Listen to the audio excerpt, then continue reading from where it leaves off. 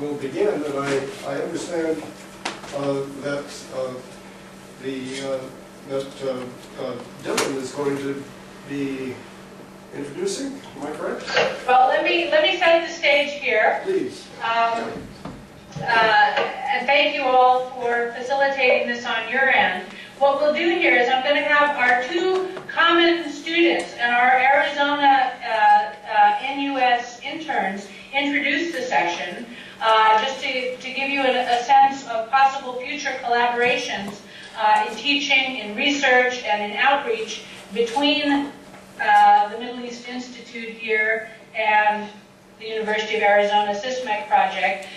So we'll have CHACKO, who is a National University of Singapore student, introduce the session. Then we'll turn it over to Dylan Vaughn, who's going to be a Middle East intern at the NUS this summer, introduce our three speakers. And then we'll turn it back over to you, Mike, if that's all right, to introduce the individual papers. Okay. And to chair the session and to coordinate the questions on that end. Okay, I'll act as sort of gatekeeper and referee, and maybe I'll make a couple of comments here and there, but not too many. So very good. Well, let me introduce then CHACKO, who is our exchange student from the National University of Singapore, and a wonderful student who's taken the absolute record number of classes ever taken by any student at the University of Arizona, and has made a wonderful impression here, and will be one of the bridges between our two institutions. So, inshallah. Okay, quite a short speech. Good morning. I'm an NUS undergraduate, currently on a full-year exchange program at the University of Arizona. In my first year at NUS, I had petitioned hard for NUS to increase its contacts with universities in the Middle East.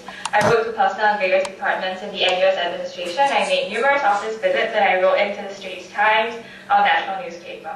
When I saw that institutional change was not going to take place at the ideal rate, I behaved like any pragmatic Singaporean would and applied instead for an exchange program to a US university that had an established and well-respected Near Eastern Studies program. 3 years later, I am now at the University of Arizona, finishing up my second semester.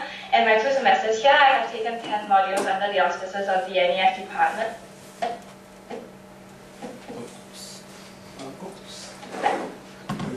We've lost your audio. Oh, okay. Okay, you're back. You're back. Okay, sure. Yep. Oh, there's a mic. Okay.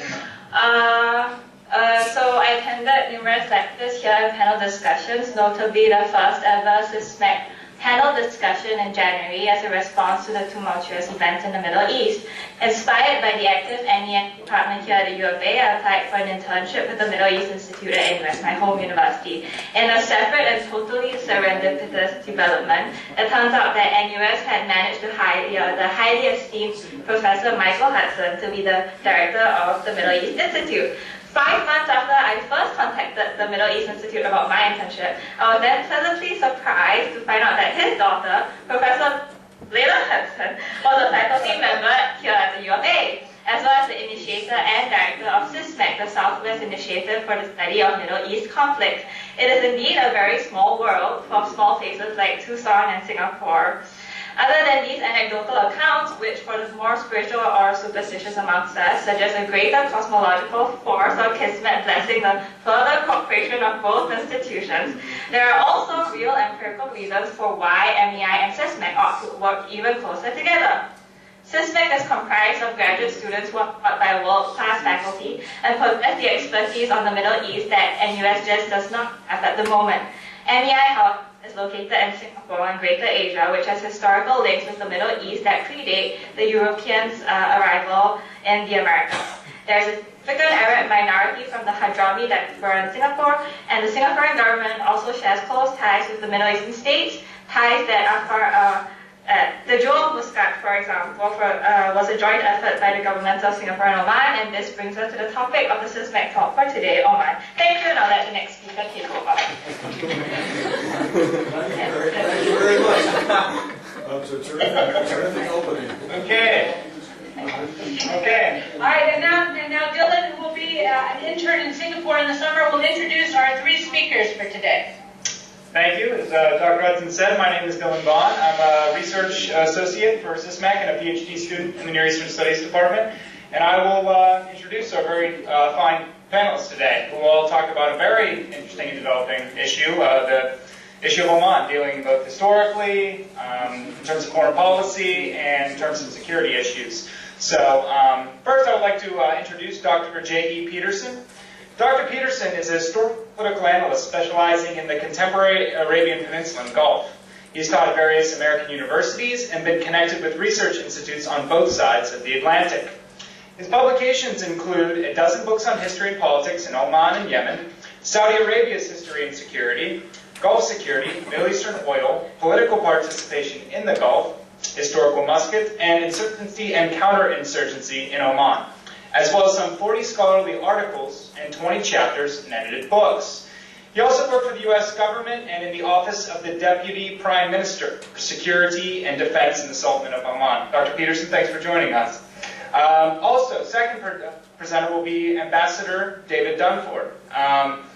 Ambassador Dunford retired from the U.S. Foreign Service in 1995 following completion of his assignment as Ambassador to the Sultanate of Oman.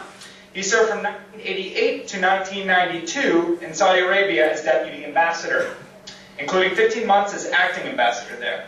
Ambassador Dunford is an adjunct instructor at the University of Arizona, where he teaches courses on the Arab-Israeli conflict and the Middle East environment.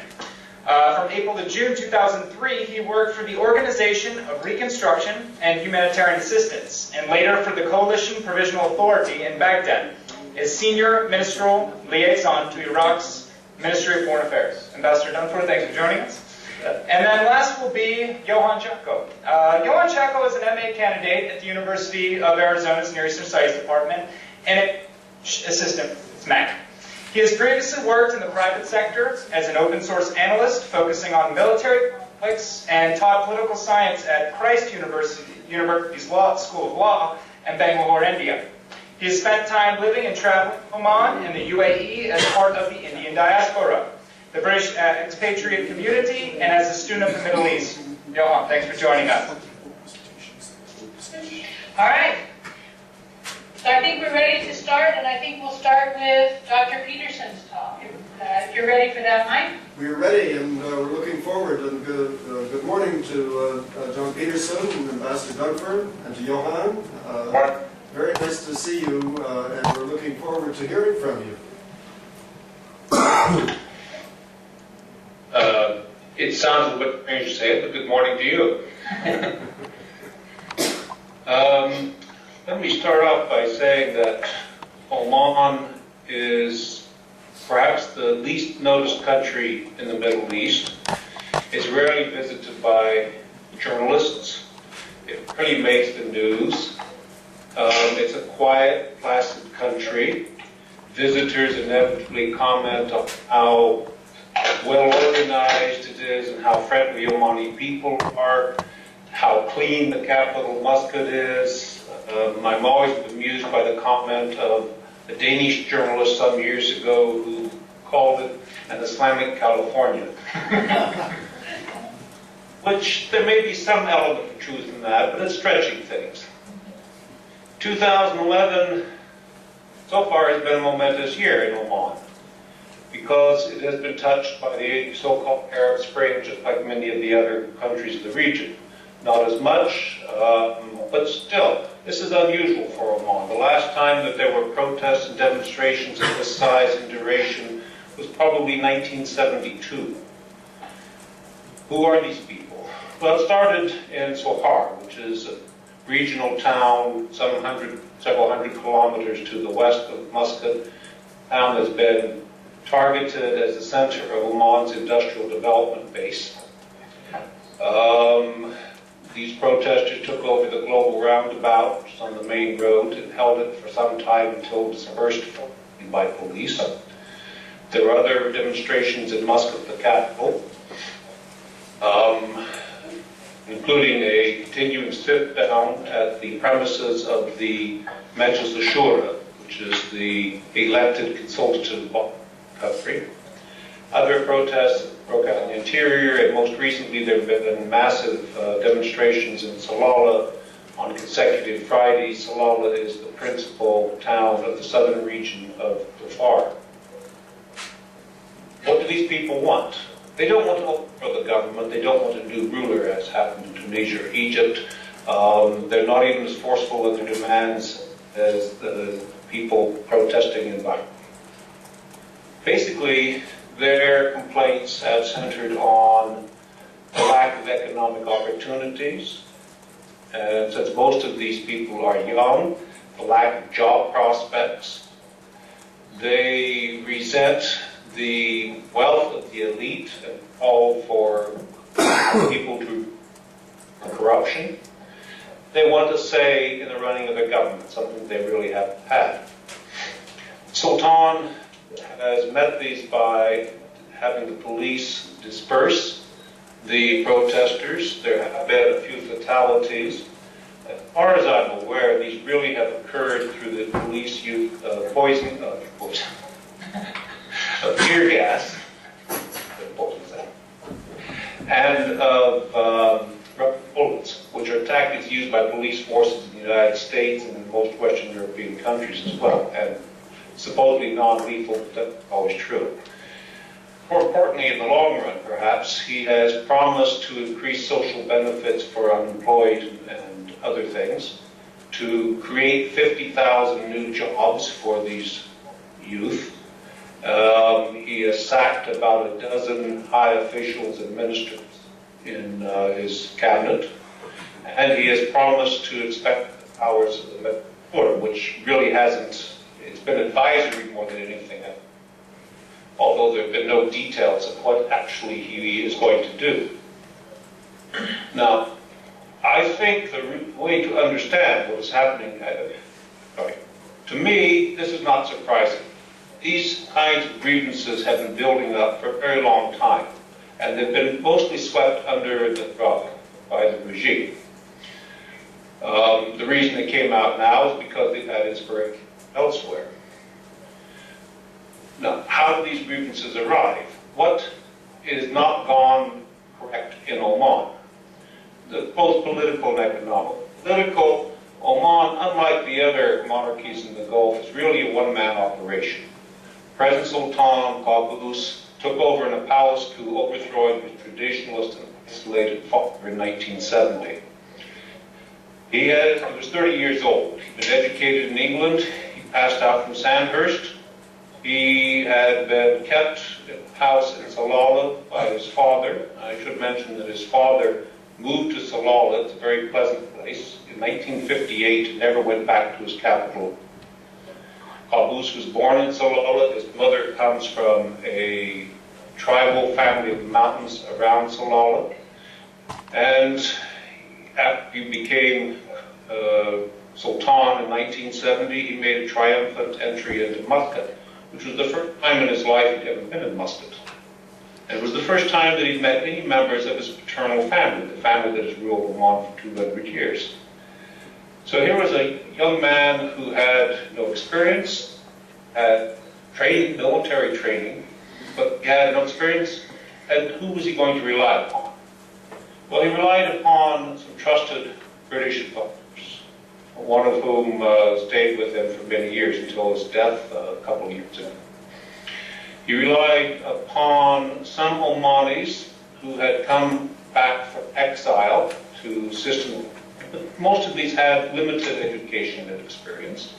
He relied upon Zanzibari Omanis, who were, it's a term that's used for those people of Omani origin who lived, in some cases were born in Zanzibar and other parts of East and Central Africa, and came back after the revolution in Zanzibar and leaked to the Gulf and Arab world, and they were prized because they had education and sometimes experience, whereas most Omanis did not in 1970 and throughout the 70s. But he also had to rely upon some pretty shady people. One was a former U.S. Secretary of the Treasury who introduced a Saudi and a Libyan who were useful in such things as making a rapprochement with Faisal and Saudi Arabia, something that the two countries had had no relations ever before that. but also were clearly in Oman to make lots of money. And many of the Omanis that the Sultan used to staff his government and become his ministers, they used the government in the same way, as a way to increase or to build personal fortune of it. And a lot of these in the early days didn't have much experience. For example, the Minister of Oil had been the son of a small merchant in Salalah who had supplied the Sultan with his necessary requirements. And his son was made Minister of Oil and stayed in that position for over 2 decades. And started a large number of companies and graduated as a very wealthy man. The other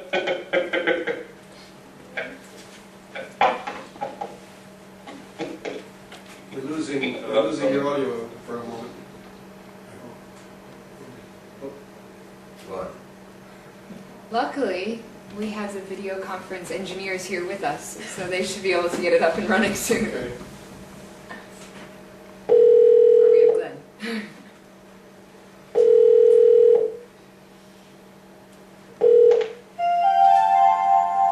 Oh, and the picture's better too. Okay, I think you're back. Okay, great. And we were wondering if you would be able to mute your side, because we're getting interference back from your side.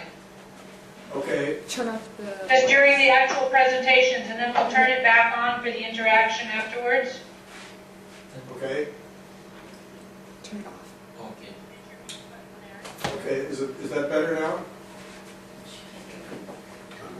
Yes. No, I mean, that mic's still on. But the big mics are... Yeah, the speakers are off. And then that one, just, if you can turn it down. We have to be able to hear them. Oh, I'm sorry, I'm wrong. Just turn the mic volume down on that. The mic That's what volume I down to keep the speakers Yeah. out.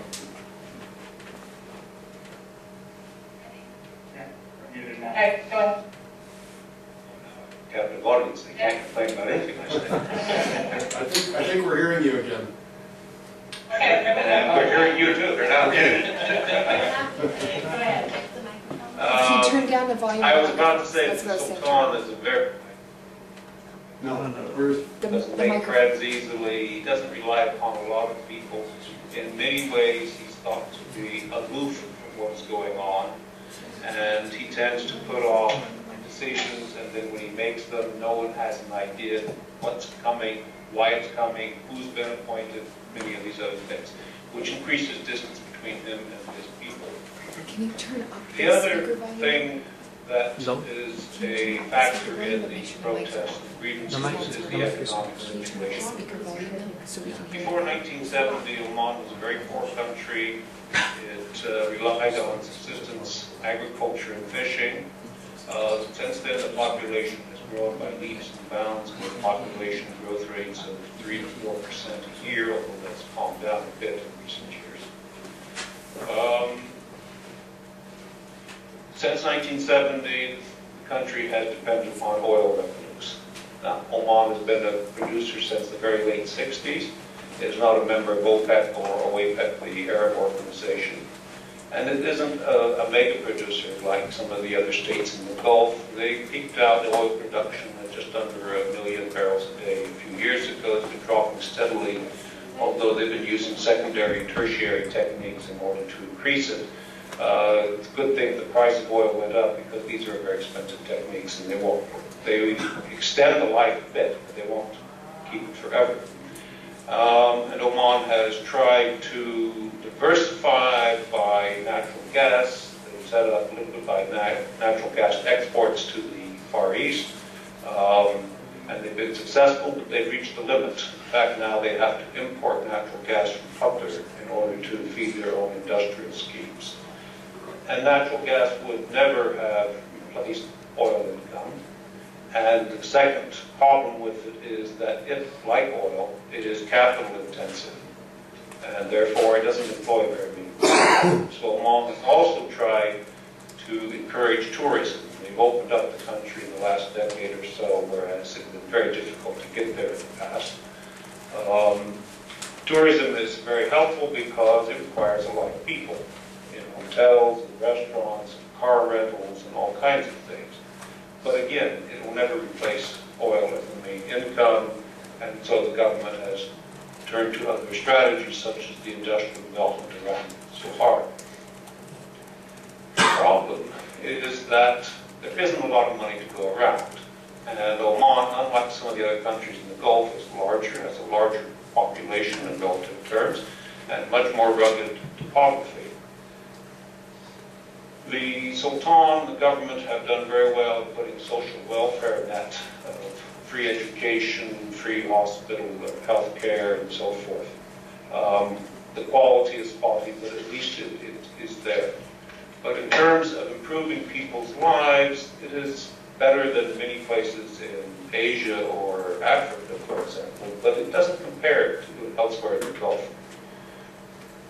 And this is noticed by the population, who know that Muscat has grown to be a large, modern metropolis with a lot of prosperity, a lot of very big houses. And this is resented. And the Sultan's aloofness and his seeming wastefulness at times has also been resented.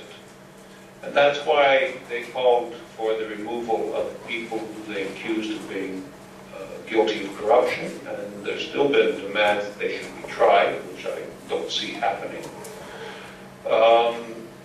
The 50,000 jobs that the Sultan promised, I have no idea where he's going to get them, because there are 50 to 60,000 secondary school graduates every year, and the amount of jobs available, the government filled up years ago, civilian side. Security forces are full. Some people would say they're bloated. They're very large in a country of one size. Where's going to find 50,000 jobs? The private sector has absorbed nearly as many as they can. They still rely upon expatriates from South and Southeast Asia. But there aren't a lot of opportunities there.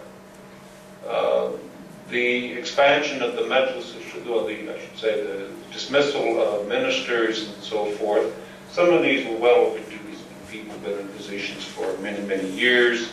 None of them were very close to the Sultan, and none were from his immediate family, and they're replaced by other people, some of them younger, some of them not younger, a really mixed bag.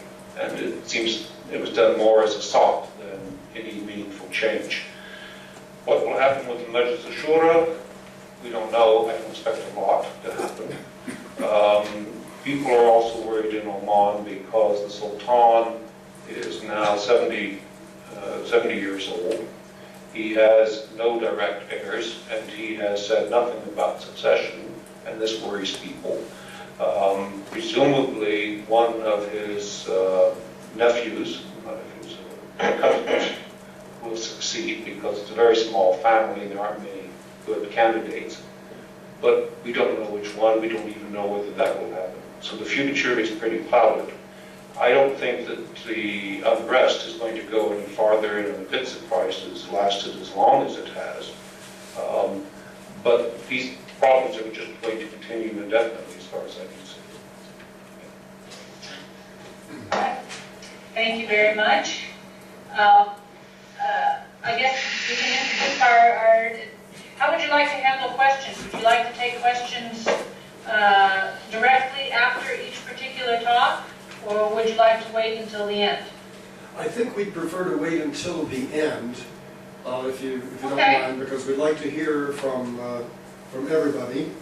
Okay. I've just been handed a note that one of our colleagues here in the room in Singapore is Mr.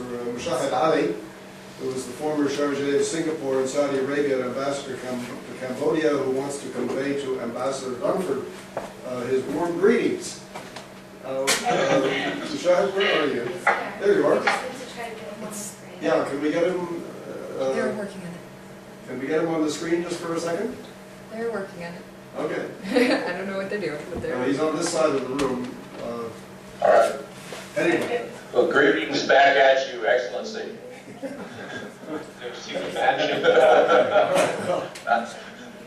Not over the airwaves. Okay. There we go. There he is. There he is. How are you, sir? Hi, thank you. How are you? Okay. Well, All right, very good. Okay, thank you. Thank you very much, John, for that excellent presentation.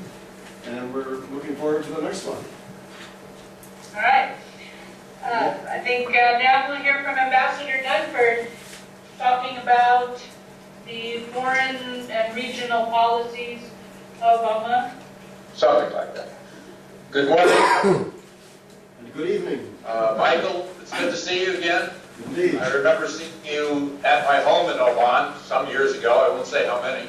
And we shared an internet connection, which was a exotic thing to have in those days. Indeed. Indeed. Very nice to have you with us. Thank you very much.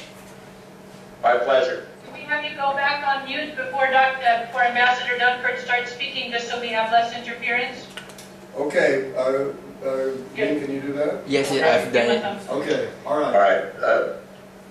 Cut me off if I go too long, but I just want to make some introductory remarks before I talk about foreign policy. I tried to explain to Washington when I was ambassador there that Oman is not just another particularly less affluent Gulf Arab country. It's got very distinctive traditions, African and Asian influences, the only Western educated monarch, a proud seafaring tradition. I think I've seen the ship that sailed into Singapore. It has memories of empire stretching from the coast of Pakistan to East Africa. And I also try to explain to my bosses that it doesn't pay to manage relations with Oman.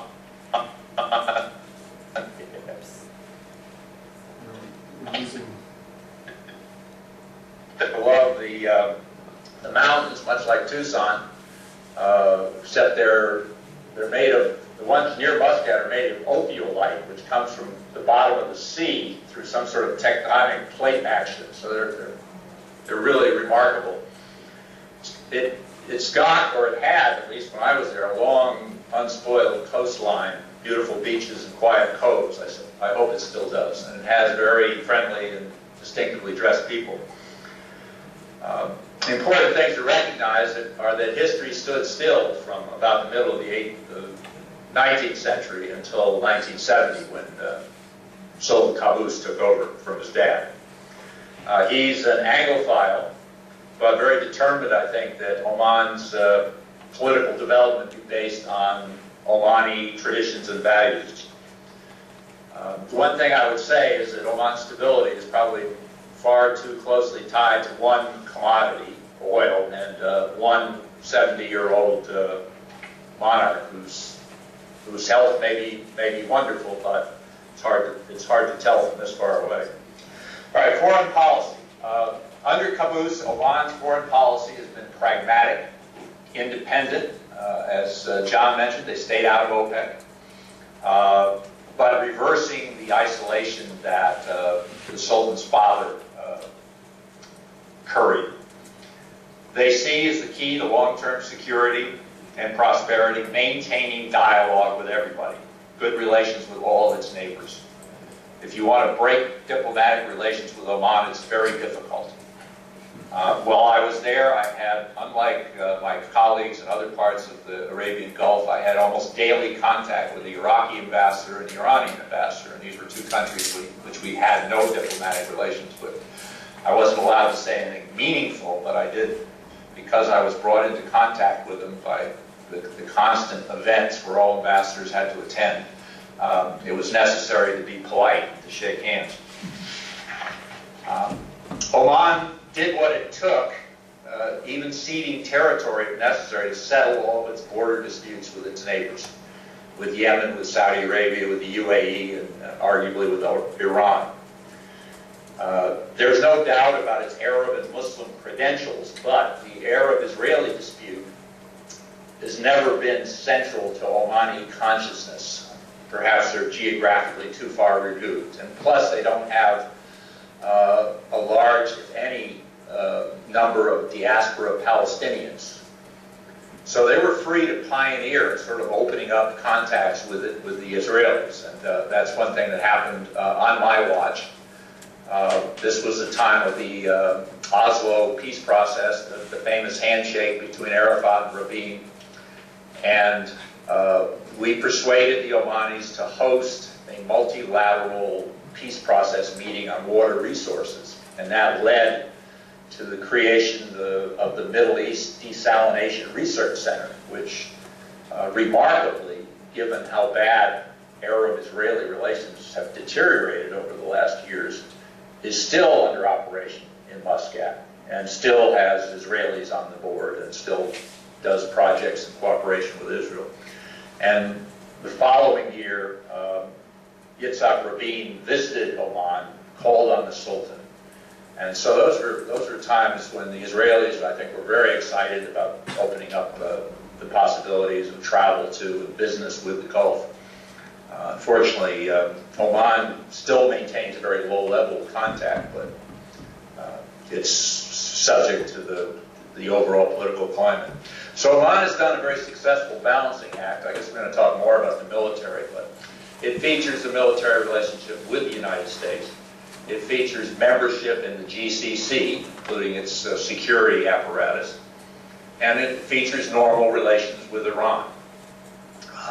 I would say Oman grudgingly attends GCC meetings on security, but doesn't consider the GCC key to its security.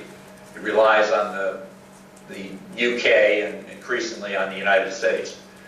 And I think John made the point that British military officers ran Oman's military until probably the mid-80s. I think Oman understands the U.S. as the only world power really capable of deterring regional threats. I think Oman is also concerned that the United States might not be that reliable over the long run. You guys are beginning to blur, so I hope you can still hear me. We can hear you. Okay. Economic security, I would say it's much more tied, Oman has economic relations with Europe and the United States, but much more tied to the Indian Ocean littoral states and to Asia, India, China, and of course increasingly Singapore. Oman takes international law very seriously. When I was in Muscat, Oman was the Arab representative on the UN Security Council, which meant we had discussions about issues worldwide, protecting whales to environmental issues and things like that. They joined the WTO in 2000, so that has led to some changes, I think, in their economic regulations. And finally, they signed the U.S. and Oman signed a free trade agreement in 2009.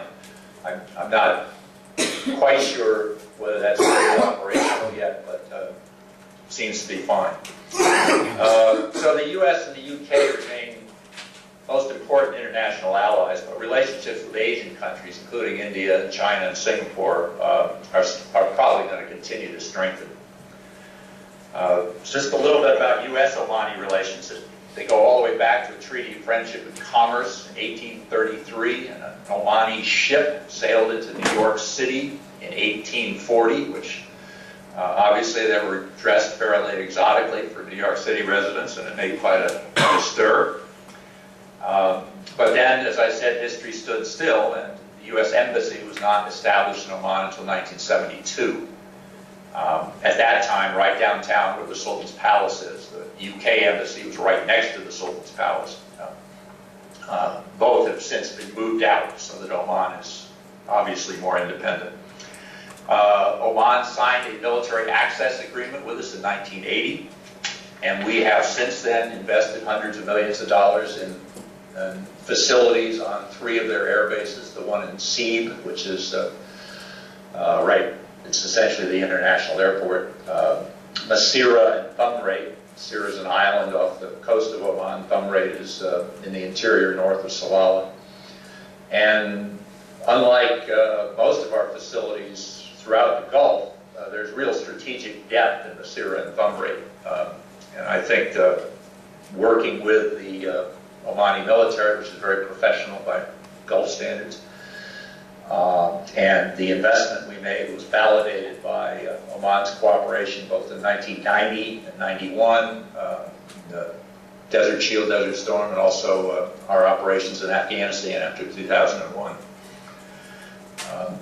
Part of the deal for the military bases, and maybe this is just sour grapes on my part, but was a joint economic commission with the Omanis, which included a U.S. AID program, Agency for International Development.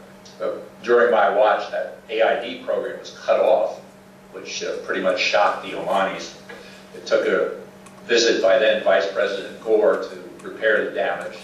He left a check for $3 million, I think, for the Desalination Research Center. So the relationship continued, the military access continues. Just briefly, relations with Oman's neighbors. Yemen's long been a source of concern, going back to when South Yemen was the People's Democratic Republic of Yemen. Yemen was supportive of a rebellion in the Dhofar region, South Oman. Recently, given the events in Yemen, I think Oman has tightened security on their border to prevent a lot of refugees from coming across. I was there during a civil war between the North and the South, 1994. Oman gave refuge, or what's the right word, asylum for the South Yemen leader, Ali Salam al-Bid. I think he was recently just kicked out, though, for not following the rules about being non-political.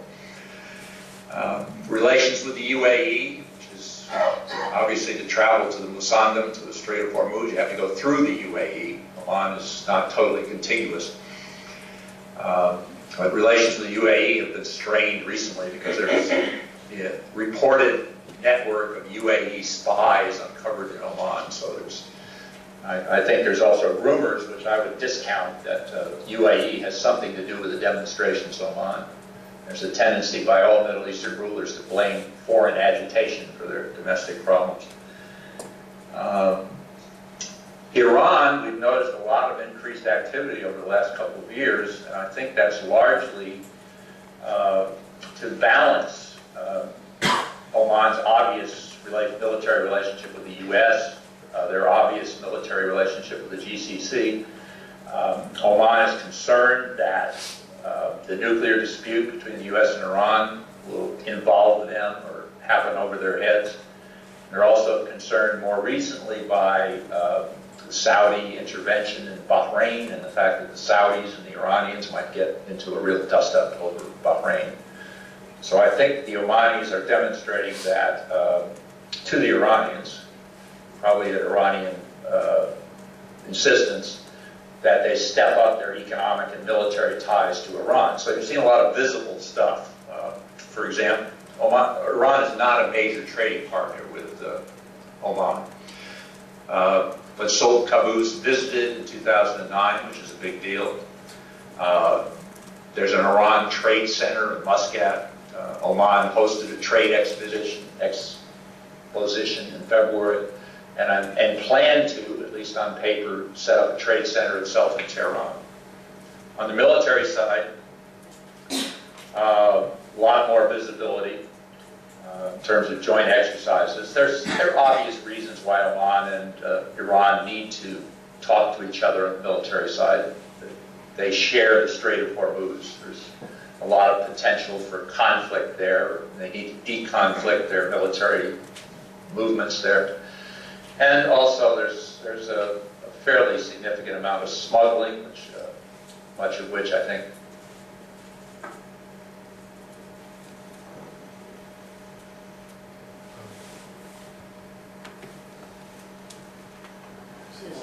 We lost you there for a moment. Yeah.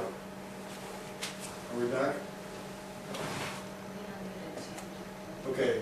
If you can hear us, we cannot hear you, and you're frozen on our screen at the moment. Let's see if we can do something about that. Should I disconnect and reconnect? We lost the connection. Okay.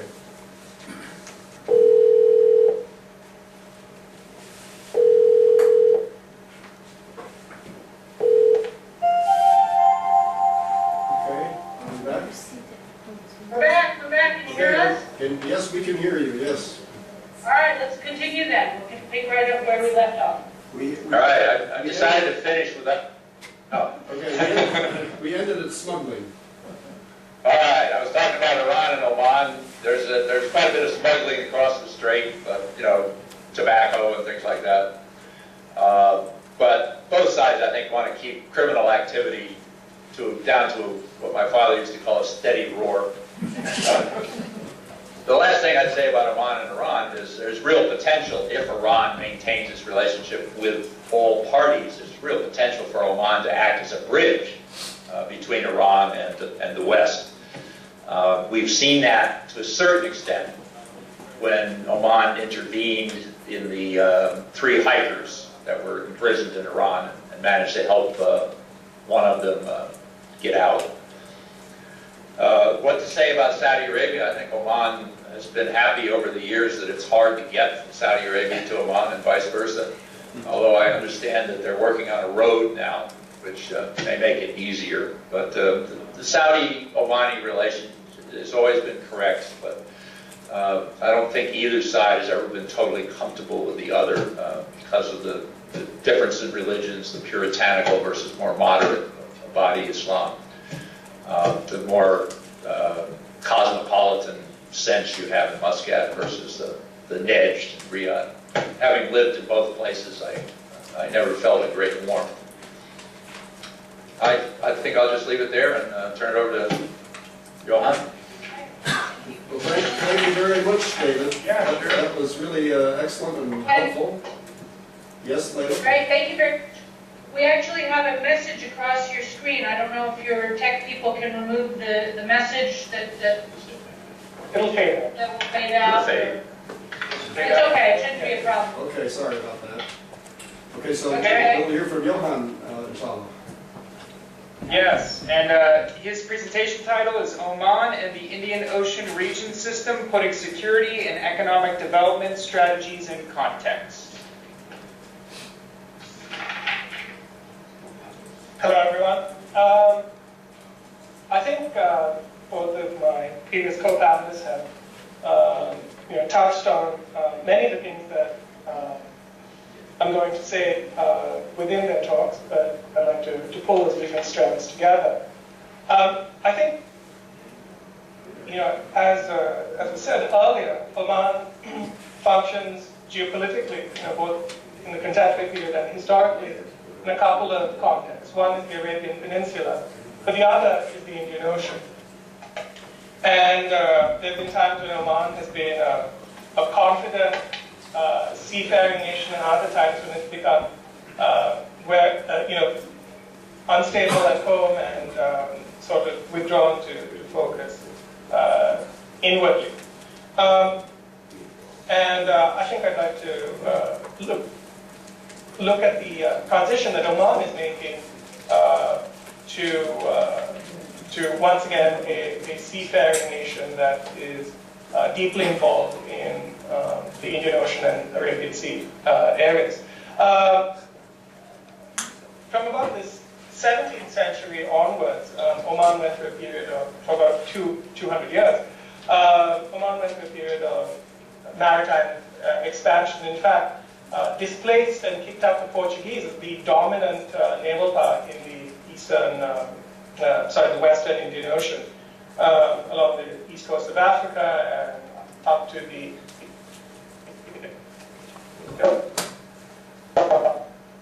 Lost you there for a minute. I hope that's 1958. In fact, Okay. Okay? Yeah. Okay. in fact, for a while the capital of the empire was in Zanzibar, there was a period of withdrawal from about the mid-19th century until about 1970. But even during this period, there were very deep links across the Indian Ocean. Part of this was through the British, but even after independence, India's independence, only two countries maintained diplomatic relations with Oman, India and the United Kingdom. And the Indian rupee was actually the official currency of Oman, and the Gulf rupee remained the currency until about 1970.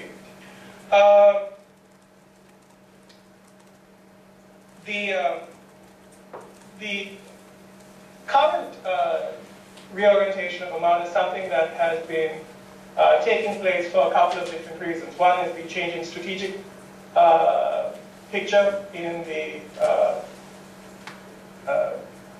Persian Gulf, and the other is the economic pressures of the growing population and dwindling oil reserves. Oman sits astride both the Straits of Hormuz and the Gulf of Aden, as mentioned earlier, two of the most critical energy choke points in the world. And its role as an island of stability and as a critical Western security partner has been sort of taken for granted in many ways for the last 30 years. And it's often been, as Ambassador Dunford said, as lumped in with its GCC neighbors. But Oman's strategy in the post-Cold War, post-Saddam era has been undergoing a distinctive process of transformation in the face of a changing mix of threats and opportunities. When we look at Oman's evolving military posture, taken in conjunction with the range of its defense relationships, the value and type of its arms purchases, the nature and intensity of joint military exercises, overseas military education, etc., we can see how the Sultan is pursuing changing Omani interests in a changing world while minimizing the geopolitical and fiscal risks both to his regime and the country as a whole.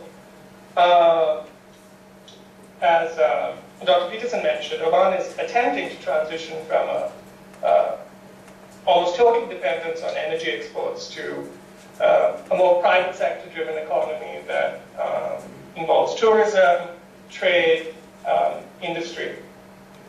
But at the same time, instability around Oman is intensifying, whether it's in Yemen, with not just the current Arab Spring, but multiple rebellions and insurgencies, the U.S.-led confrontation with Iran, the growth of Somali piracy in the Gulf of Aden, and the three-way tensions between India, Pakistan, and Afghanistan, which have at times threatened to spill into the Arabian Sea.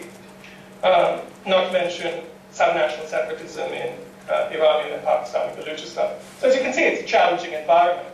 How is Oman reacting to this? Well, with the construction of the new air base at Musanna, purchases of F-16 fighters from the United States, Harif-class corvettes and Typhoon jets from the UK, it's clear that Oman seeks an enhanced capacity to secure the sea lanes in its own borders while maintaining its defense relationships with the West. On the other hand, Oman's diminishing oil reserves, its unique sectarian mix, and here again, I think the Badi aspect is important because they don't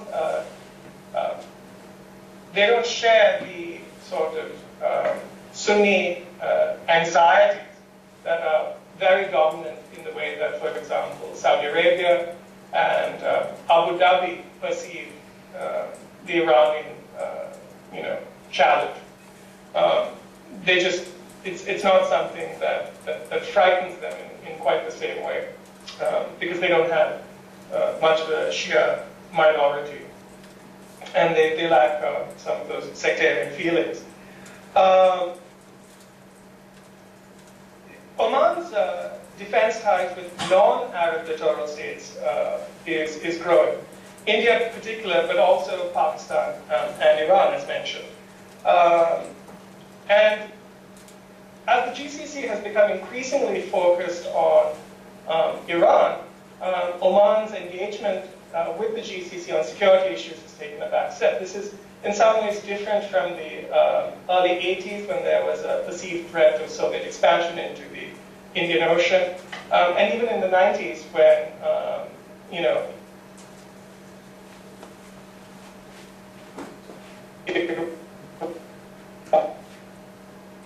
Gulf states lack the capacity to secure the approaches to Oman's sea lanes, and are unlikely to actually initiate or decisively win the conflicts that would affect Oman's maritime and economic interests. So who are we talking about? Really, the United States and the United Kingdom, again, Iran, India, and Pakistan. So it's not surprising then that we've seen a range of exercises, some of them more symbolic in nature, but others more substantial. As mentioned by Ambassador DUNFORD, Oman and Iran, manage the traffic separation scheme that runs through Straits of Hormuz. They, run radars that monitor the traffic, things like that. But military training and joint military training with India has intensified in the last few years with exercises like Eastern Bridge, which has been running from 2006 onwards, and Nasim al-Bahar, which is a naval exercise.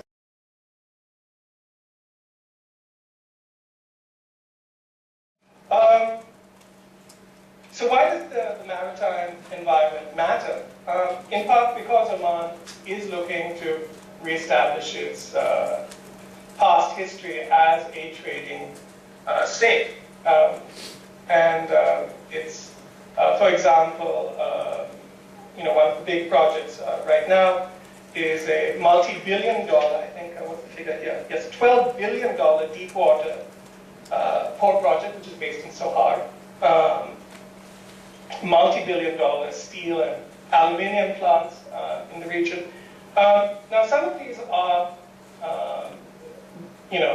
financed through the state, but increasingly, because of the capital intensiveness of this, they're reaching out to international partners. And some of those partners are the private sector from places like India. For example, Jindal Steel is a major investor in one of those steel markets. And also in the retail section. Now, given the unemployment, in Oman, this has, I think, aggravated some of the certain amount of resentments.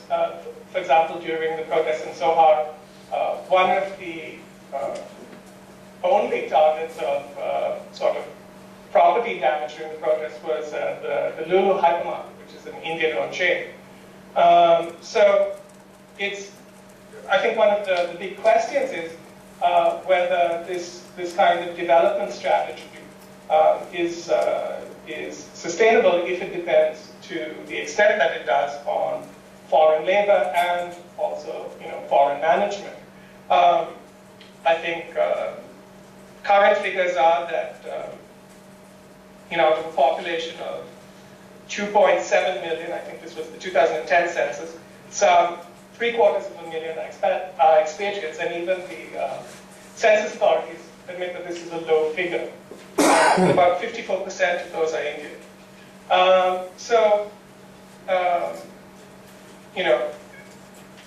Once again, given the kind of economic grievances, there will probably have to be a speeding up of the Omanization,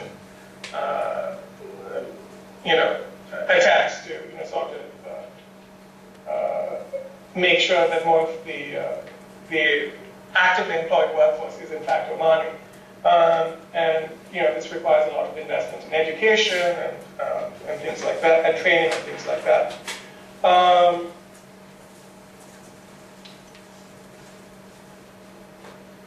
And I think this is actually probably a good place to start and turn it over to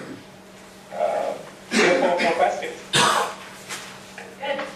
Okay, well, thank you very much, Johann, for that. And I know that from where we're sitting, your discussion of Oman's Indian Ocean history and connection is, I think, particularly interesting, and there probably will be some questions about that, at least from the Singapore side.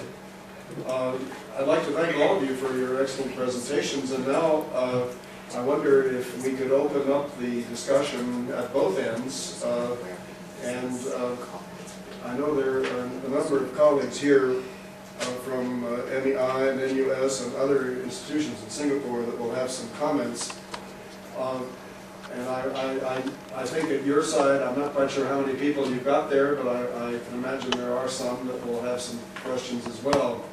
I wonder if I could perhaps begin with the first one. one of the things that we found ourselves confronted with, and perhaps you did too, was sometimes called this wave of protest that has been sweeping across the region. And I think as we looked across the region in surprise, we were particularly surprised when these demonstrations began to occur in Oman. And you, of course, have illustrated some of the reasons why one might be surprised. It seemed as if it was a benign, stable, relatively passive kind of political order, a reasonably successful economic and social situation. And most interestingly to me, there was this historical sense of isolation, relative isolation, from the rest of the Arab world and the Middle East. Oman always seemed to be on a slightly different track. So my question really to any or all of you is, to what extent do you think these protests in Oman are generated by or even stimulated by the wave of protests that occurred elsewhere? And related to that, to what extent do you think that protests are similar to what we've seen elsewhere in the Arab world, that is, protests about bad government, about authoritarianism, about corruption, or are we looking at something that's really essentially rather different, which is kind of labor unrest, economic unrest? And I'm wondering, in that sense, how much of that unrest is generated by the Indian or the foreign expat worker community, and how much is really Omani? So there are a bundle of, I hope, related questions there, which I would be interested in your comments on. As I tried to point out, I think that much of the grievances have been there for a long time. And yes, Oman is a GCC member, but there are really two different parts of the GCC. There's the Kuwait and Qatar and the UAE, which have far more oil than they can, far more oil income than they can spend. And then there's the have-nots, Bahrain, Oman, and Saudi Arabia. Saudi Arabia, of course, is a have, but it's also a have-not. And the problem in Oman is very similar to that of Bahrain, even though Bahrain has many other factors as well. And it's a matter of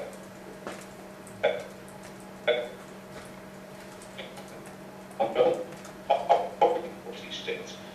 And in the past, people generally kept those grievances to themselves. They would speak among themselves, but they didn't make it public. And when it did become known publicly, that is, to the government, the Sultanate cracked down. There was a series of arrests in 1994 and another series in 2004, both of which were ascribed to religious elements, which I think misses the mark, but that's been the strategy of the government.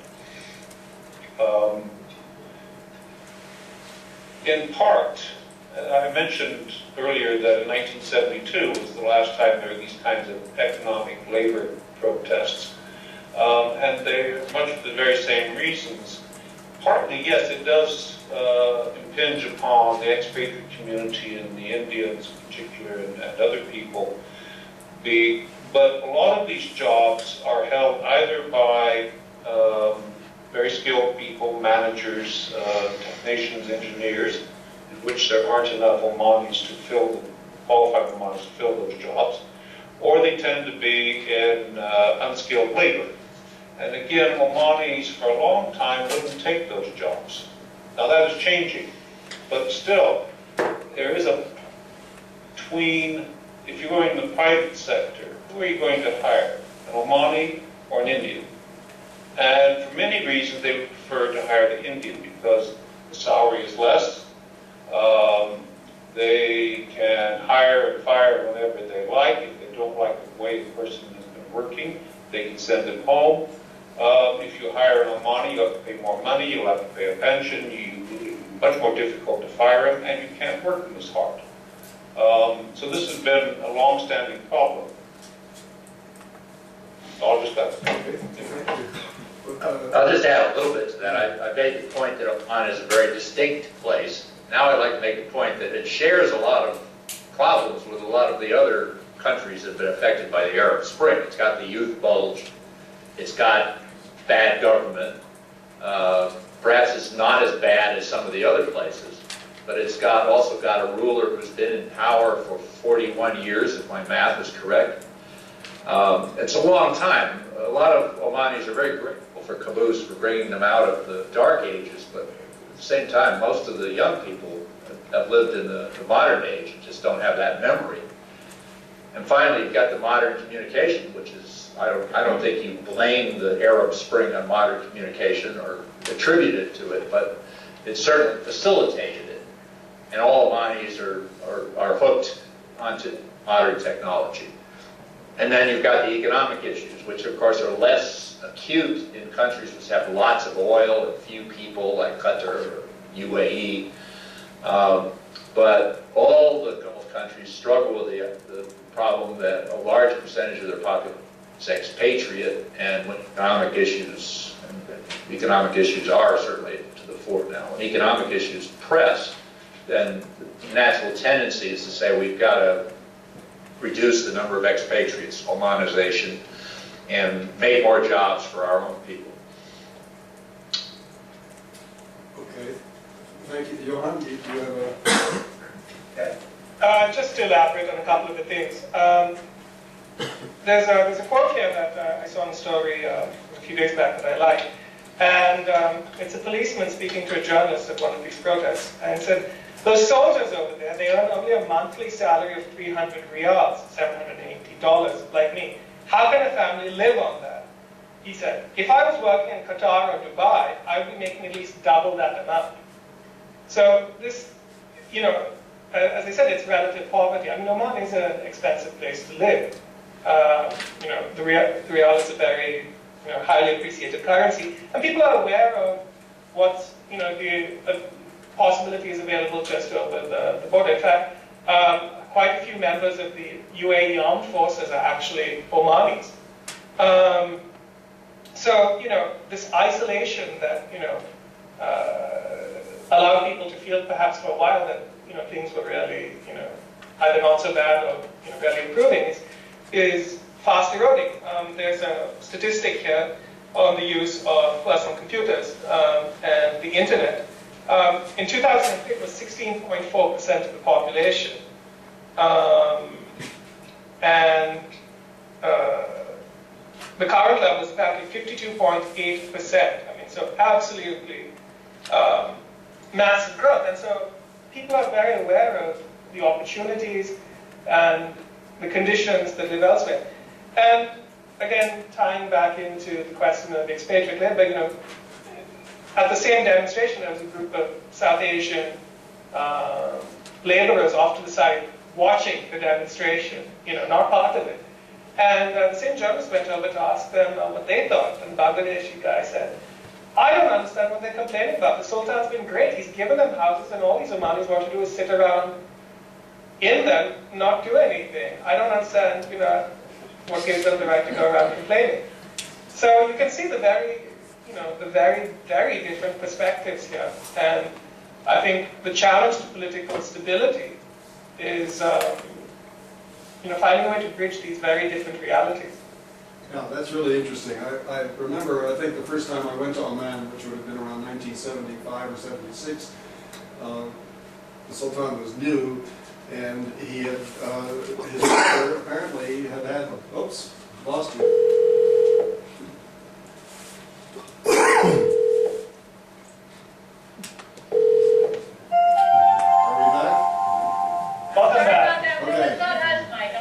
My only small anecdote was that we were told that his father had allowed only one school in the whole country to exist, and that if you wanted to go outside and study elsewhere, it was not easy because you had to get the written permission of the Sultan himself.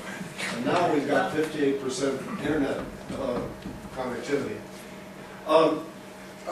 Perhaps we could open up for comments first here from the Singapore side. And if you would simply raise your hand, and then when I call on you, if you would identify yourself, please, and ask your question or make your comment. Do we have some something here from the Singapore side for our colleagues? Let me introduce James Dorsey. He's a visiting fellow and quite a well-known journalist who runs a blog on Middle East soccer. But I don't know whether you're going to ask about soccer in Oman, but whatever it is, please go ahead. I just wanted to make one comment, and that was that it seems to me that you have on both extremes of the Arab world, with other words, in Oman and Morocco, two monarchies which differ from, in terms of the protests from the rest of the Arab world, in that the rulers are being given a benefit of the doubt, the window of the opportunity. And the question, of course, is whether or not they recognize that and have the vision and the ability to respond in a form and fashion in which their actual rule will not be called into question. And obviously, if they don't, then I think certainly in Morocco there are signs that it will move beyond a demand just for change, rather than a demand for change of the governing elite. Well, that was just a comment I wanted to make. Would anybody like to? I just agree. I think I gave a talk on the Arab Spring just earlier today, and in preparing it, I came to the conclusion that monarchies are rapidly inoculated from the, for example, Ali Abdullah Saleh's been power 40 years, but he's not inoculated. He's not a monarch. Whereas Qaboos, also power for 40 years, people are.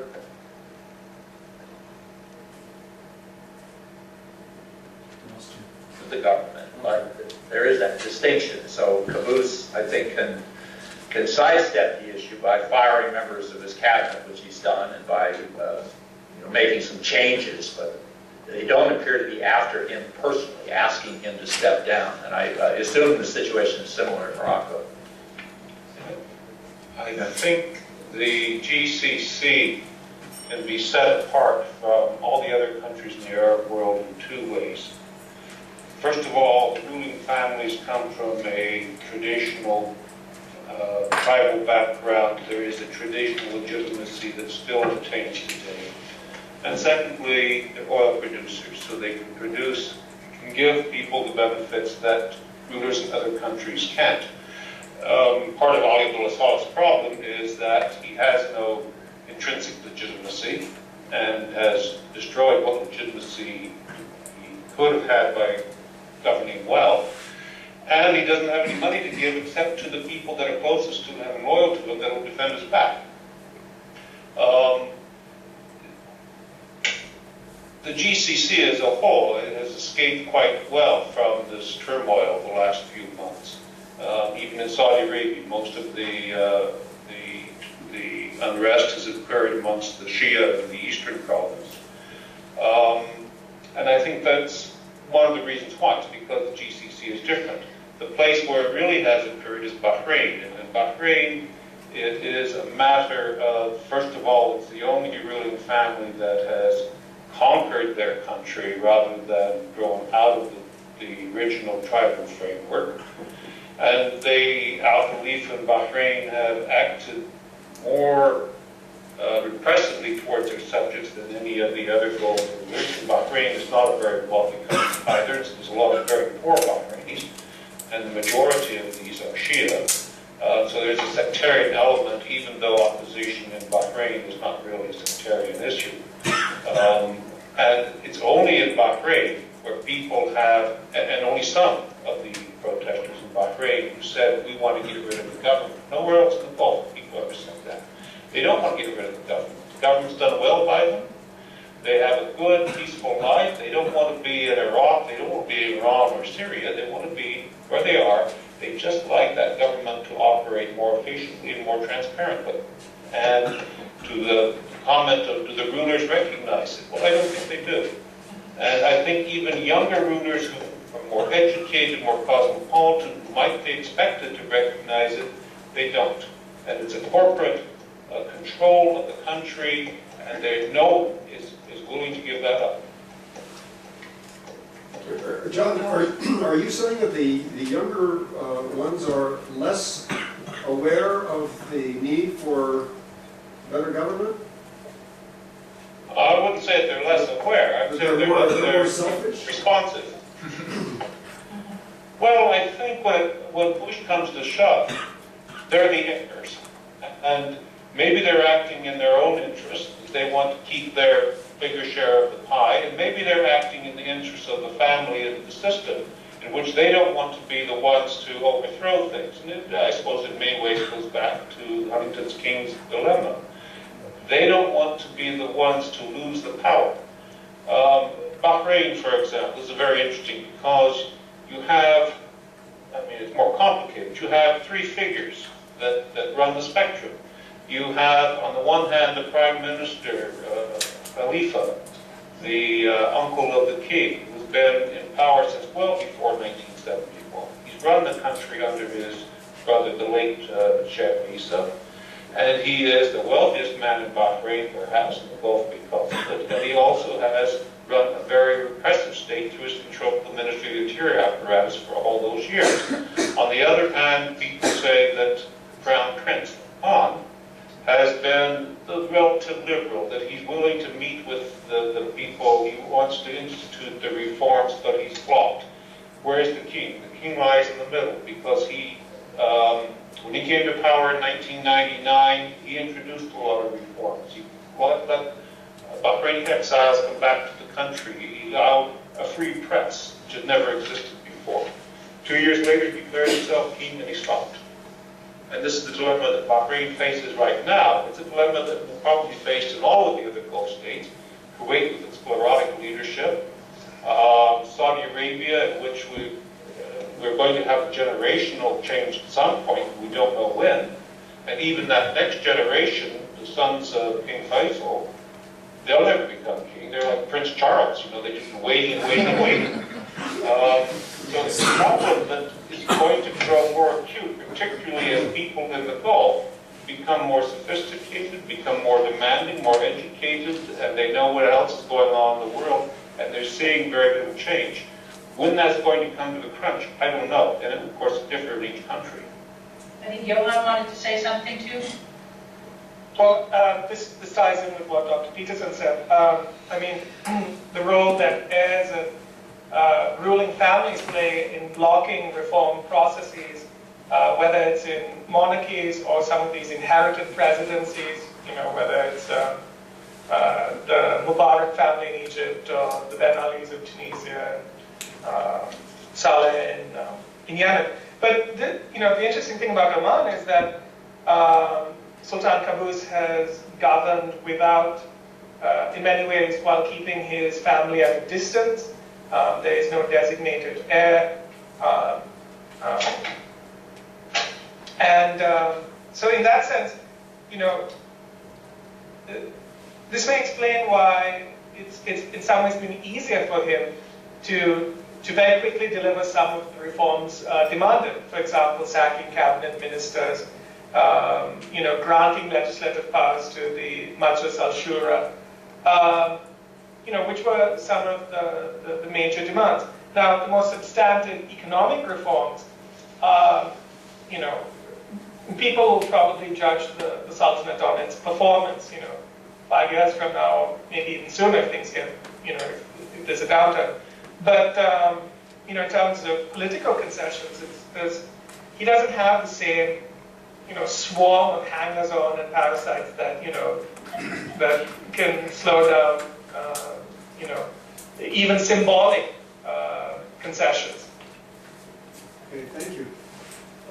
May I just ask if we have some comments or questions from the Singapore side? Yeah, may I? Yes, please. Mushahid Ali here. You know, I have visited Oman in the course of my last sort of tour duty in the Middle East, and I was struck by how peaceful and stable Oman is compared to the, say, the neighboring Gulf countries, which seem to be in a frenzy of development, petrol, oil, financed physical developments, but without development of the resources or the population. In Oman, I understand, the Sultan has decreed, and under his leadership, he has devolved on development throughout the country. He has made sure that there is a hospital, there is school, there are other facilities in every village, in every town, so that there is no need for people from those villages to come and congregate or flood into Muscat or to any other bigger cities. So Oman has avoided, to a large extent, this influx of the population from the rural areas into the cities, which particularly is evident in Saudi Arabia, for instance, with 5 million or more people around Jeddah and Riyadh. Secondly, the Sultan has been able to sort of maintain his leadership, by, in a way, balancing the competing claims or aspirations of the two main tribal groups, the two wings of the ruling family called the Al Said and the Busaidis. So the only question remains is whether when he goes without a designated heir, there would be a power struggle for succession between the Al Saids and the Busaidis, which might lead on to a new wave of sort of disputes or conflict. Yes. Lost the connection. So maybe you want to repeat the question later? Yeah.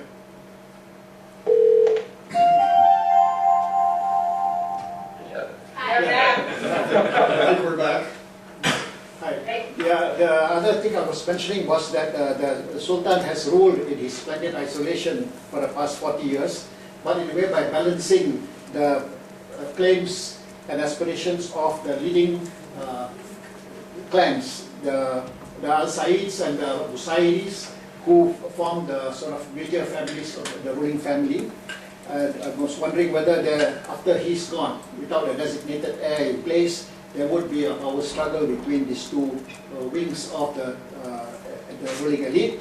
And then perhaps we might see a new wave of unrest and dissatisfaction throughout the country.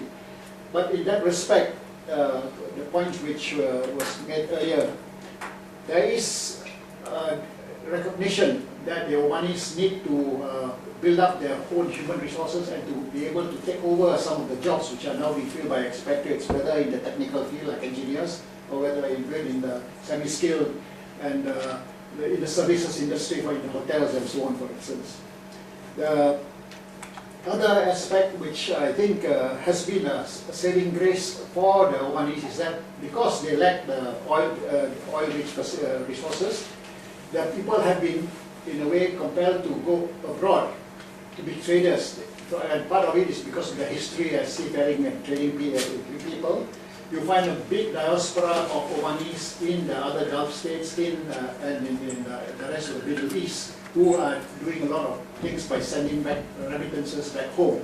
I guess this will continue unless there are new opportunities which are opened up for them in Oman with the industrialization. In this regard, the future of energy in Oman is also relevant. I understand that Oman has gone along with the Gulf consensus to try and build nuclear power. So they recognize that oil will have to eventually give way to the new alternative energy sources, and building of a nuclear power stations will be one of the aspects.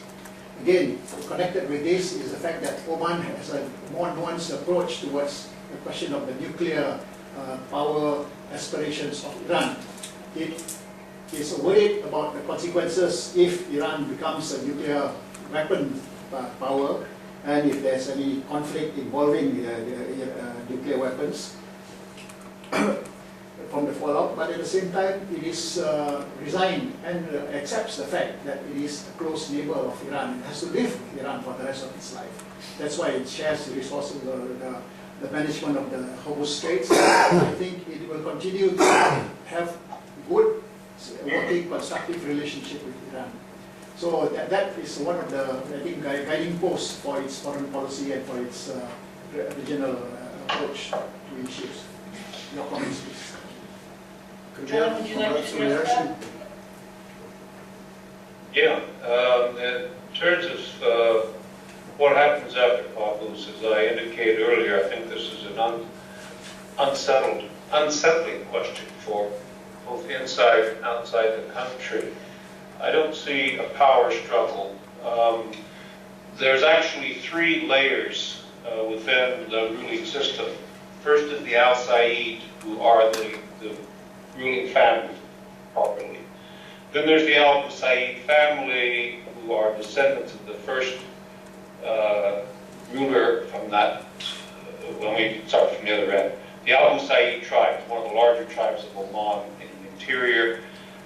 One of these became the first, became ruler in the 1740s, and his descendants are the Al Said family, who have been sort of traditional civil servants in the past and today. But the real ruling family of the Al Said, it's a very small family compared to anywhere else in the Gulf. There are very few senior figures of any stature, and the few that have been passed away in recent years. The Sultan has said publicly that he won't name a successor, that one will be chosen upon his death, as is the traditional way. Well, maybe the traditional way, but it hasn't happened for 100 years. The successor has always been the firstborn son of an Arab mother. This will not happen this time because there is no firstborn son.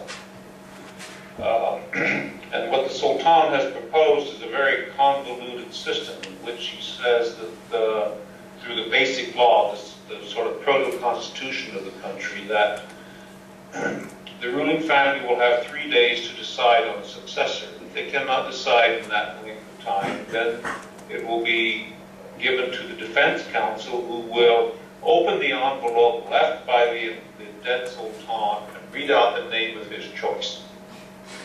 Now, first thing is the ruling family. Well, I don't think there's going to be a problem with the ruling family. And they'll go along with the strongest candidate, who will undoubtedly be one of these three sons of the Sultan's late uncle. They may not have agreed amongst themselves, that could be a problem, but I doubt it. If it goes to the Defense Council, my thinking for many years has been, find the Defense Council, why should I read out the name? We'll just choose whoever we want. And so Ron Qaboos has dealt with that too. He said he's left different letters in different parts of the country, just in case. But if you look at it, where are the alternatives to leadership? There aren't any. If you look to the major tribal families, the problem is that, as in most countries, you have a system of tribal confederations and opposition on the national level and on the regional level. If you choose someone from one tribe, then you're going to have the immediate opposition of people from other tribes. This has already shown up in the government in a lot of different ways. All right, a lot of the people who've been close to the Sultan and have been his top ministers and so forth come from Muscat. Well, Muscat's always been suspect for one reason. A lot of these people are Shia of one community or another. There aren't very many Shia in Oman, perhaps 3 to 5%, but they're well represented in both the business world and in the government. And some other Omanis have only been there for a few generations, and they're not really considered Omanis anyway. There have been a lot of people in the government over the years who come from Dhofar in the south. Well, Oman and Dhofar used to be two different places. There's been a lot of integration, but Omanis in the north, true Omanis, will never accept a Dhofari ruler. And no Dhofari wants to rule Oman. They prefer to be off by themselves anyway. So the only other alternative would be a republic. But how do you choose a leader in a country that has had no substantial elections, in which the elections to this National Assembly, this Consultative National Assembly, have had lots of problems, and people have been so fed up with it that even though there's universal electorate, the turnout has been abysmal in the last couple of elections. So I think it's probably generally agreed that it's going to have to be one of these three sons, and the family will go along with whoever they agree amongst themselves. Thank you. Thank you. Just a couple of quick notes. The basic law didn't exist when I was in Oman. There was no procedure to select a successor. Now there is one. That's better than nothing, I think. And in a sense, assuming that the envelope in the bedside table has a name in it, there is an heir. The Omani diaspora, I was a little puzzled by that. I'm not aware of a large number of Omanis working outside of Oman. There are Omanis in the UAE military, which was mentioned earlier, but I haven't encountered a lot of Omanis in other places in the Gulf. And then finally, when Qaboos is alive, there won't be nuclear power in Oman. My conversations with him suggested that he really doesn't want anything to do with nuclear warships, nuclear power plants, nuclear anything. Okay, thank you. We're kind of coming to the end of our allotted time, but let me ask if we can take another comment or question from the group here in Singapore for our panelists. Yes, please. Yeah. Step. He'll zoom too. Please identify yourself. Yeah, my name is Li Ming. I'm an IT professional. I just want to ask about the comment from Johann just now regarding that there are different perspectives from the locals and the expatriates. You mentioned that the Bangladeshi didn't know why they were protesting.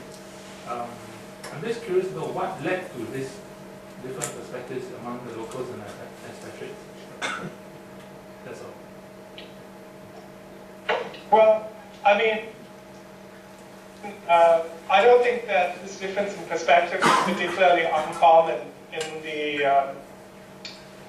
the Gulf, particularly the oil monarchies, both the haves and have-nots of the oil monarchies that have been very reliant on imported labor ever since the discovery of oil.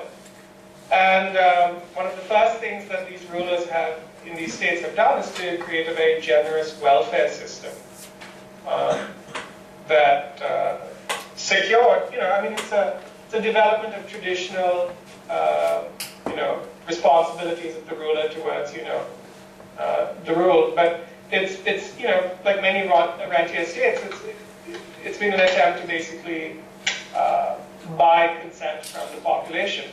Now, the other thing is that, during periods of very rapid growth, this welfare state has been, combined with the problem of the fact that the existing population, was largely a tribal population, in many cases nomadic, that just didn't have the kind of technical skills necessary to build the modern state that these rulers wanted.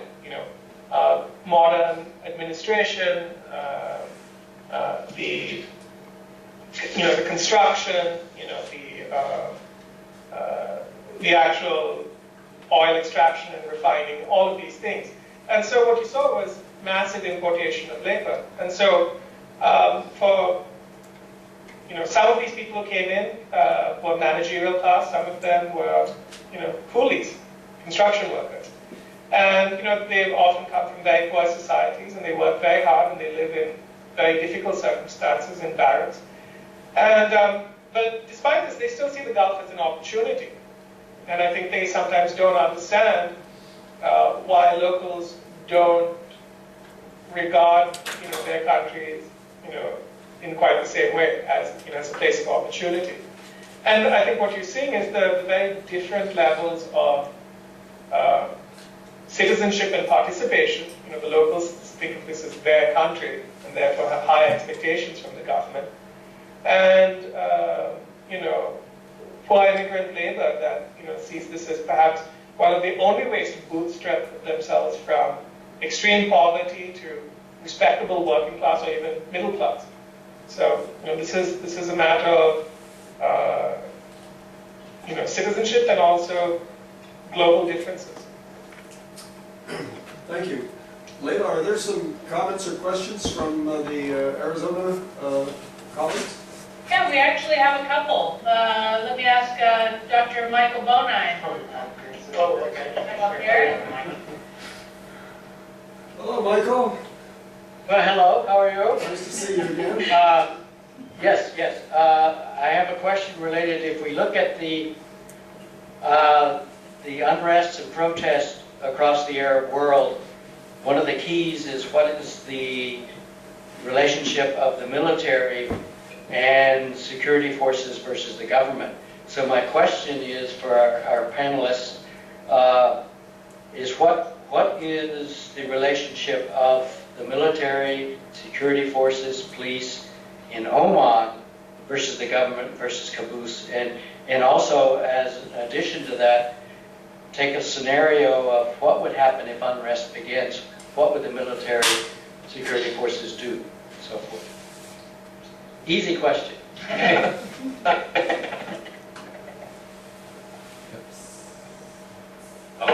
Yes, the military, as you've already said, was created largely by the British and was officered by the British for a long time until suitable Omani officers came up the ranks and went to Staff College and to RCDS in London and so forth.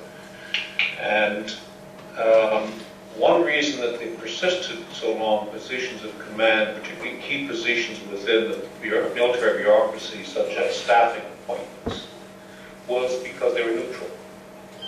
Now, I think the end result of that is the armed forces proper, Army, Navy, and Air Force and Armor, and the Royal Guard of Oman are professionally organized and professionally run.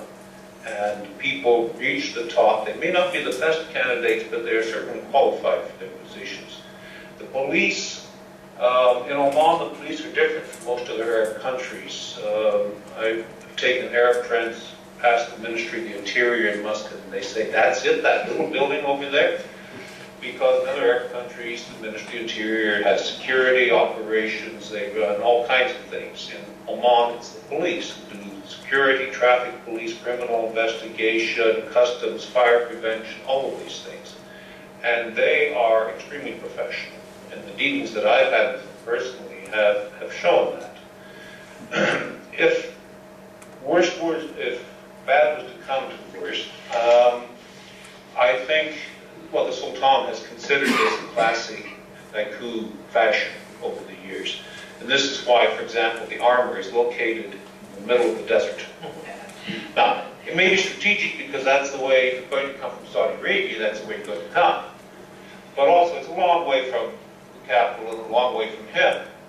And the commander for many years was one of these three sons of his uncle that I mentioned, who was moved out to an advisory position in Muscat years ago, presumably because he was becoming very popular with his troops. And the Sultan has built in enough checks and balances that he has, if something were to happen within the armed forces, he's protected himself. I don't see anything happening, from my experience, maybe I wasn't in the right places, but the military officers, to me, seem to be interested in the same things that other Omanis were, which is advancement up the ranks and material benefits. And they had the same grievances, but they were muted just like other Omanis. The military forces have done very well out of the Renaissance of Oman. Yes, their salaries are not very good, but nobody's salaries have been very good. But they get a lot of other benefits, which has meant for 30 or 40 years, enlistment in the military and security forces has been a very favorable career option, and that continues to today. And I think that if necessary, they would act in the interests of the state. First, it's expressed by the Sultan, that is, they would be honest brokers. So if they protest, do you think they would be supporting the government? Unless they have massive protests. Well, the key point would be, as has happened in particularly, say, in Yemen, which army or thugs have fired upon protesters. I don't see the army being asked to do that, or the police asked to do that. If they were, there would be a crisis of conscience, I think. And that's where the problem would be. but we're really talking about something that is beyond imagining.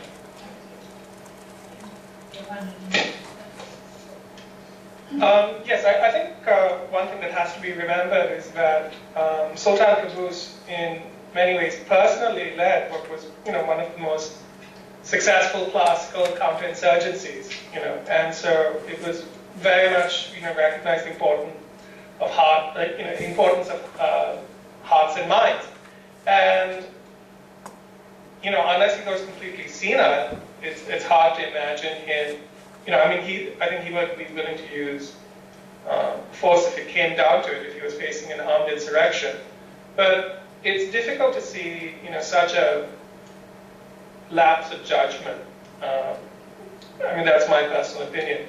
And I'd also, like to emphasize what Dr. Peterson said about the professional orientation of the Army and Police Service, which was again something that was, in part built up by the British, but also something that was built up by Qaboos because he understood the necessity of professional forces to defeat a tough insurgency.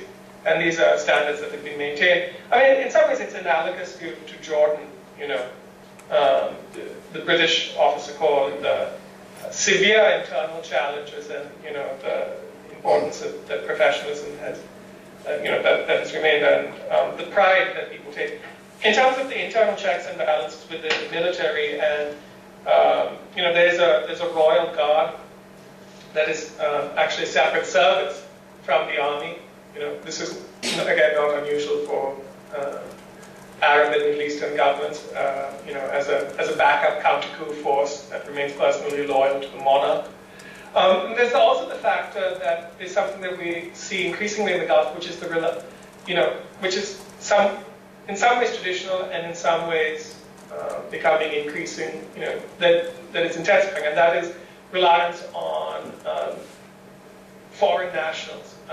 There's a tradition in Oman of hiring Baluchis as soldiers, and this is something that continues. In Bahrain, for example, I know has a lot of this military personnel are Pakistanis. In fact,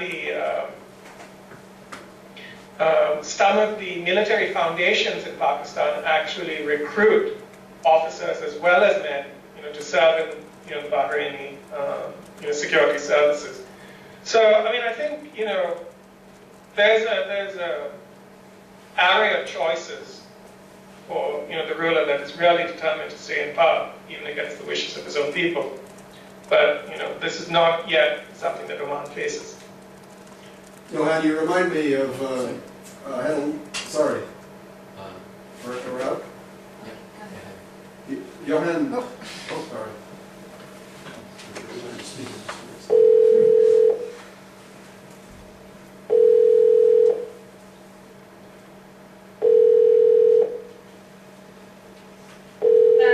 John was going to add some points. Yes. Hang on. The Baluch the Baluch were recruited, they were recruited exclusively from Gwadar, which had been Omani territory, as you said, in 1958. But not all Baluch, because there's a substantial Baluch population in Oman has been there for centuries. So there's a mixture of Baluch, and the recruiting often was more Omani than Magrani Baluch. And most of those Magrani Baluch have settled in Oman, and that recruiting stopped more than 20 years ago in any case. The other point you mentioned about hearts and minds, the Sultan being aware of this, I think this is true, but it's a two-edged sword. He's not only concerned with the welfare of his people, but he regards them as his children. He is the father of the country. And he has a very difficult time getting away from this. There's much of the Sultan's father in him. And sometimes it's in a positive sense, and sometimes a negative sense, and sometimes it's a very mixed one. And this is a problem that is replicated elsewhere in the Gulf, but is particularly a particular concern in Oman because the Sultan is a one-man ruler. And if he treats his people as children, saying that I will guide you until you're mature enough to guide yourself, this will last forever. And he hasn't shown a lot of understanding of how to get away from it. Okay, he's instituted this Majlis al-Shura and the previous Majlis, but he doesn't give it any power. Succession, he says, no, the family has to decide, but he doesn't allow anyone in his family to occupy a key position so that they're even known by the people, let alone having their own responsibility. And because he decides on every issue himself, he's done a very good job governing Oman for 40 years. But he's not infallible. And the more you rely on one person, the more that you enter the possibility of errors, and also the problem of Okay, we can hear you, but we lost your picture. We'd like to reconnect. very lost. Very quickly. Can we do that?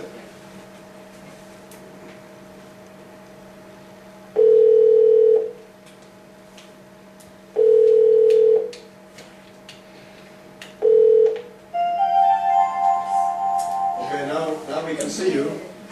Can Hey, you- we're back. can Yeah, you- we have more questions here, but do you have questions before we ask more questions locally? Okay, do we have any comments from this side? Yes, we have one right here, again, please. Yeah, hi. Over here in Singapore, we are going to the polls in about 1 week's time. And I've seen some similarities when you talk about Oman, influx of foreigners and all this, and also people are calling for a change in the government. That's what I'm hearing from the ground in Singapore. Based on your research of Oman, do you see any similarities in Singapore and Oman regarding the situation about foreign labor and also the call for a change in the government?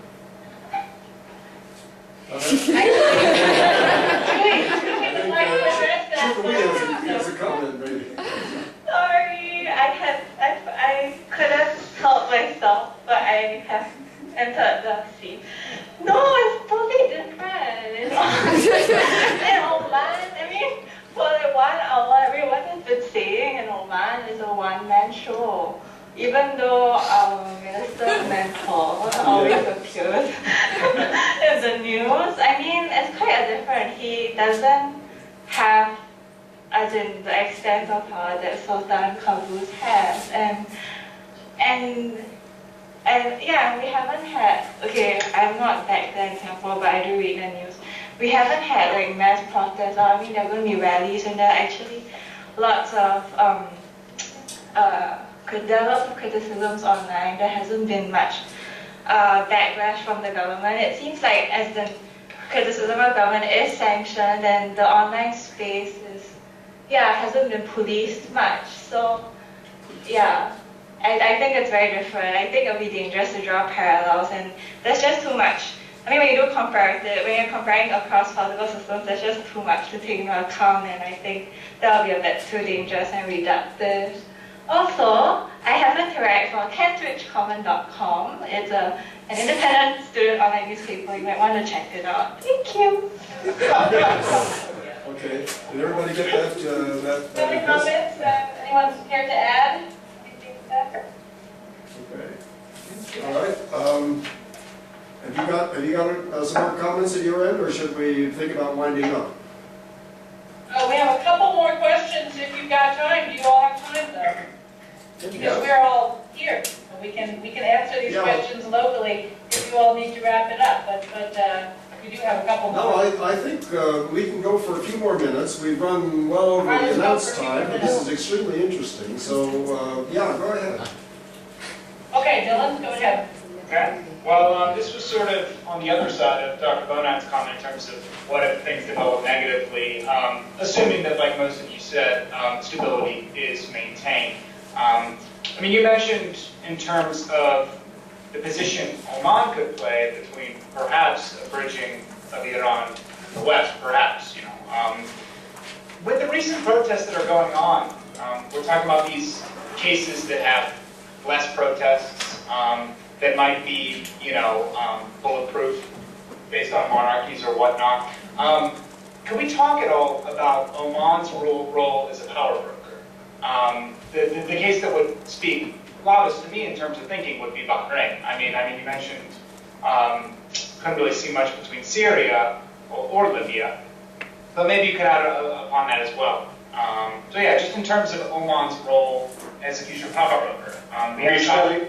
What? You mean regionally? Yeah, regionally. I mean, we have Saudi Arabia has obviously been kind of marginalized in terms of their invasion into Bahrain with soldiers and whatnot. We've talked about Qatar, but we haven't heard much about Oman. And what you've been saying about stability just got me thinking about in terms of how could Oman serve as a regional power broker? Well, on the plus side, Oman has this policy of having relations with everybody, so it maintains a decent relationship with Iran. When Iran's under pressure, Oman is willing to step it up. Different from Qatar, I think, is that Oman doesn't really want the world spotlight focused on it. I don't think Qaboos wants to be a world figure, doesn't want to be above the fold on the New York Times. So I don't think you're going to see the kind of flashy initiatives that you see out of Qatar. But clearly, given we have a pretty deep relationship with Oman, and Oman has a really good relationship with Iran, there's great potential there, I think. I mean, the Iranian government or the Iranian political situation has to sort itself out before that can happen, but maybe it will. As far as others between Saudi Arabia and Bahrain, I don't think so. I think the Omani, my instincts are that the Omanis will stay out of that one because the relationship is so asymmetrical, if you will, between Saudi Arabia and Bahrain. But should events change, perhaps. I'm trying to think of other areas. In Yemen, during the Yemen Civil War, Oman played a very active role in diplomacy, trying to bring the two sides together. So that kind of thing could happen again. I would think that Oman would try to stay out of anything to do with GCC as much as possible, because it's always been felt to be on the margin. There's a couple of cultural factors that come into play. The old Sultan would, if the ruler of Kuwait would stop by Muscat on his way to India in the 40s and the 50s, and maybe probably not the 60s, and the ruler would not see him. Why? Because he was just a tribal sheikh. He wasn't a real ruler. And that still applies to a certain extent. There's that.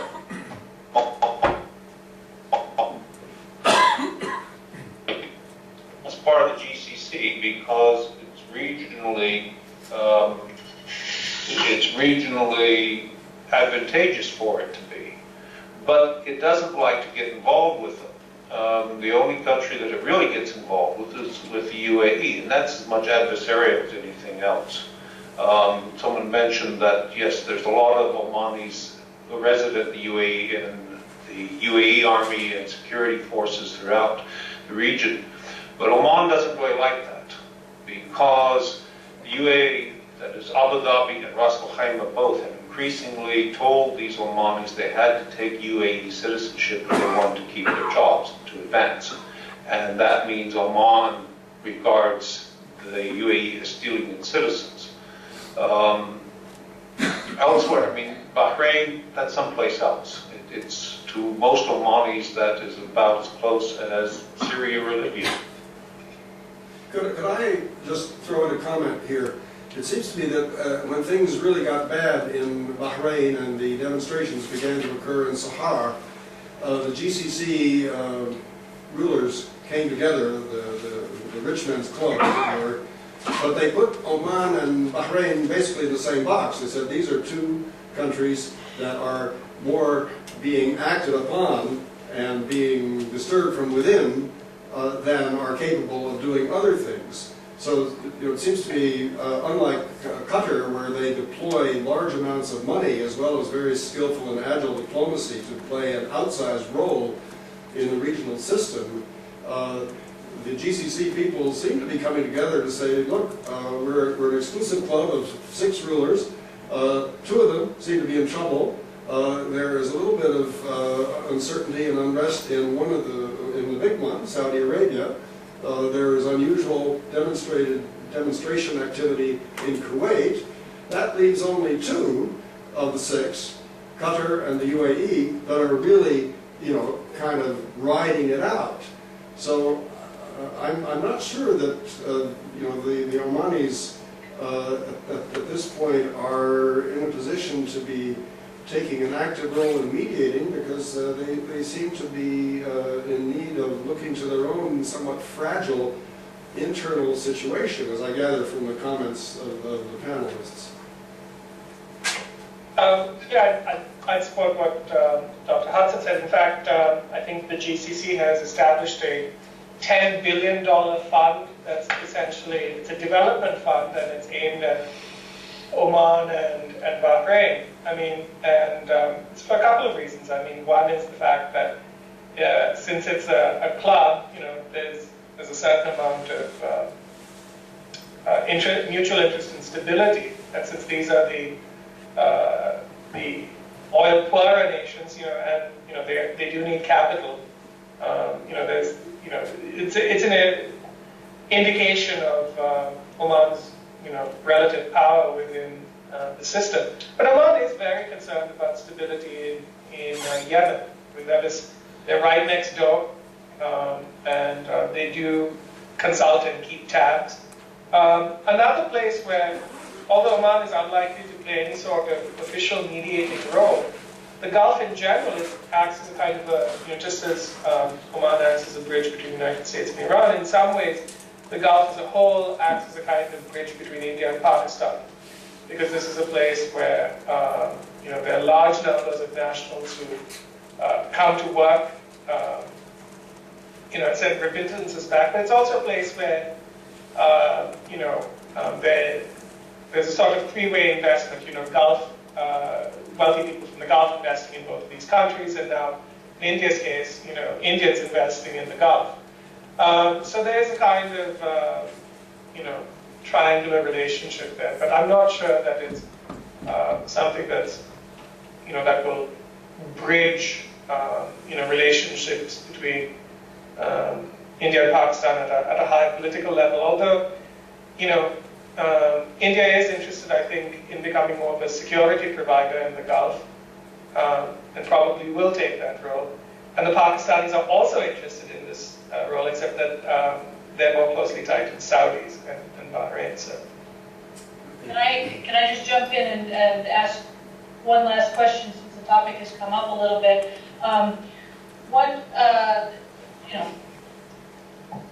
Looking at the traditional Omani former territory of Gwadar, and Chinese investment there, and Omani investment there, what do we see as a sort of an emerging Chinese policy vis-a-vis Oman?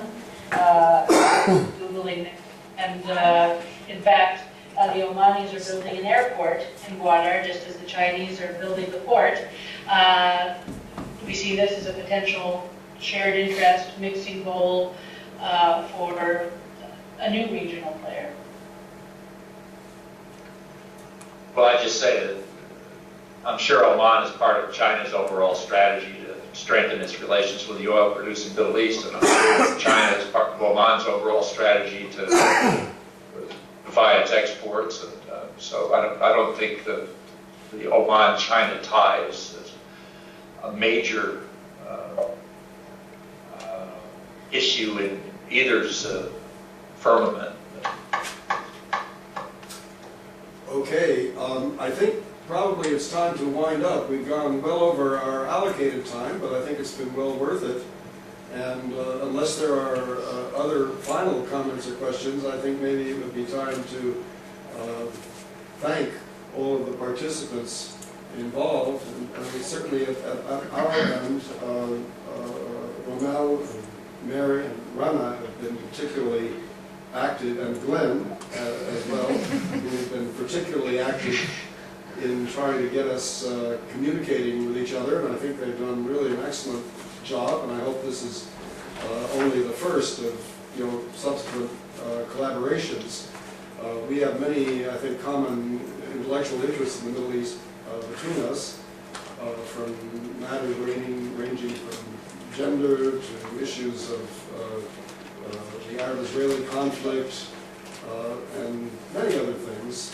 And I hope that we can continue to work together. And I'm very happy that Junmi and Dylan from your side will soon be on our side, and we're looking forward. We're looking forward to welcoming them here to the Middle East Institute in Singapore.